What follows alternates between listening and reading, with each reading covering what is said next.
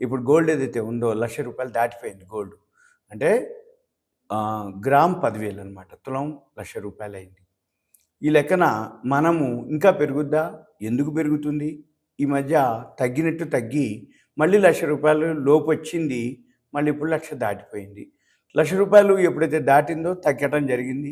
తగ్గిన తర్వాత మళ్ళీ రూ. 1,00,000 లోపు రాగానే చాలామంది ఇంకా తగ్గుద్దనో, లేకపోతే ఇప్పుడే కొనాల్సిన అవసరం ఇంత రేట్లో ఎందుకులే అని చెప్పేసి అనటం జరిగింది. ఆగటం జరిగింది. చివరికి మళ్ళీ ఇప్పుడు రూ. 1,00,000 దాటింది. ఎందుకు అనేది చూద్దాం. ఈ పోయిన వారం శుక్రవారం నాడు, శనివారం రాత్రి అంటే అక్కడ ఇజ్రాయెల్, ఇరాన్ వార్ నడవటం మొదలుపెట్టింది. మళ్ళీ ఇరాన్, ఇజ్రాయెల్ యుద్ధ వాతావరణం జరగటం వలన మళ్ళీ వరల్డ్ మార్కెట్లన్నీ కూడా ఫాల్ అవటం జరిగింది.